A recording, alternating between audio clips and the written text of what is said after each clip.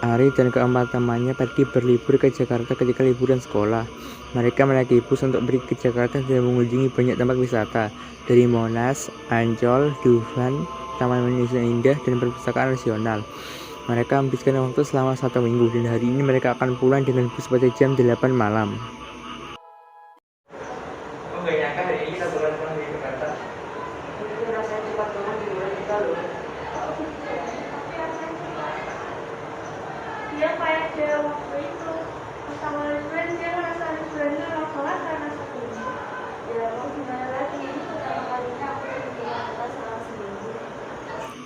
Saat bus datang, mereka merasa ada aneh dengan bus itu. Dimulai dari suasana udara yang berubah menjadi dingin dan aroma bunga yang tiba-tiba tercium. Ditambah, ketika Ari melihat plat bus yang ada 2 angka 13-nya semakin membuat aneh. Awalnya mereka agak ragu naik karena takut ada kejadian buruk. Namun, mereka berlima akhirnya tetap naik ke dalam bus dan duduk normal. Ari dan Benny duduk berdua, sementara Jaya, Eca, dan dia duduk bertiga. Perjalanan malam itu terasa sepi karena penumpang bus hanya terisi setengahnya.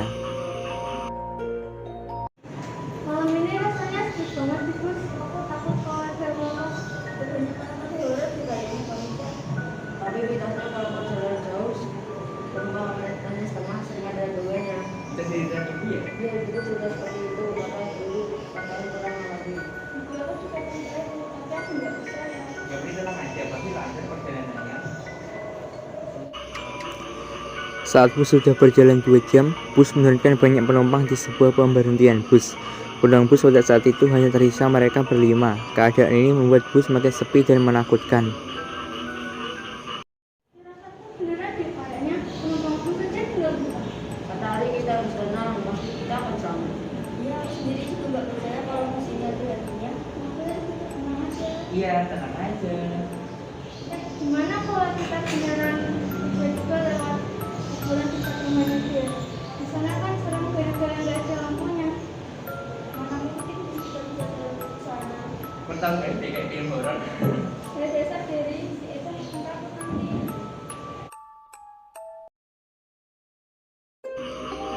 Tiba-tiba, lampu bus sempat kelap-kelip beberapa kali dan AC bus pun ikut mati.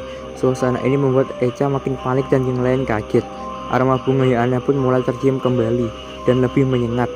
Kemudian, tutup barang di atas penumpang terbuka sendiri dengan keras. Halo, bagaimana ini? Gimana kalau kita nggak selamat?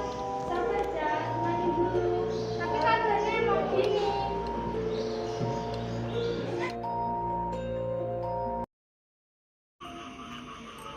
Penampakan aneh pun muncul dari jendela bus, dimulai dari kaca yang seperti tutup embun tebal dan orang yang mengiringi jenazah dikuburkan di malam hari. Tiba-tiba, Benny merasa suasana jelek yang dilihat seperti dirinya sendiri. Dan kemudian, Kan masih di kamar aku. Beneran kamu? Beneran, beneran ya? Iya bener, kok bisa kesini ya? Gimana kalau kita pindah kopernya buat nulis sini aja? Tapi kita harus pastiin dulu. Gimana kalau kita halusinasi dan makin jauh dari sini? Iya, aku sudah mulai takut, tapi kita sudah Nanti malah jadi terjadi macam gelap. itu kan beneran bisa bantu ya. Iya benar, tapi kalau ke sana busnya. Kalau ke sana kan coba lampu bisa harusnya.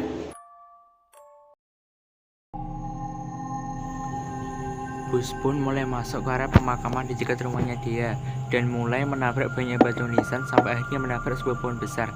Dalam tabrakan tersebut tidak terjadi guncangan dan kerusakan di dalam bus. Ari akhirnya memeriksa keadaan sopir bus dan alangkah terkejutnya dia ternyata bus ini tidak memiliki sopir. Padahal pada awal pemberangkatan bus ini memiliki sopir. Dia pun akhirnya mengecek dan ternyata ini benar di dekat rumahnya dia. Dia pun akhirnya mengecek teman-temannya untuk segera keluar. Ayo keluar yang sudah aman.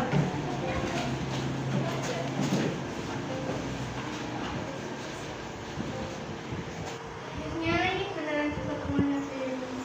Bus ini pasti bukan bus biasa deh. Mungkin ibunya Benny tengah malam juga ini. Mungkin aja.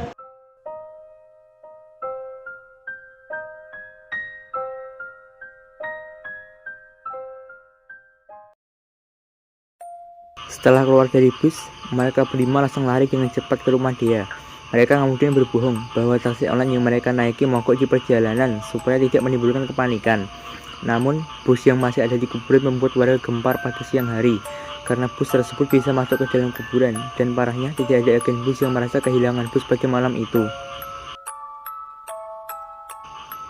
Beberapa hari kemudian, mereka berkumpul untuk membahas bus hantu itu.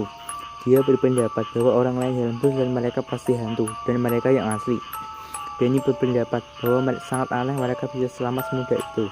Dia takut ada gangguan lagi dari hantu, dan Eja hanya berpikir tentang rasa senangnya selamat dari kengerian kemarin. Ari memutuskan untuk menyelidiki lebih dalam tentang plat busnya untuk mencari tahu identitas asli bus. Dan terakhir, Jaya berpendapat apakah mereka ini diri yang asli atau sudah mati sebenarnya dalam kejadian bus hantu tersebut. 1 minggu kemudian, Ari menemukan info tentang bus Adi. Ternyata bus Adi sudah 5 tahun lalu kecelakaan tersebut ke sungai dan hancur terbakar.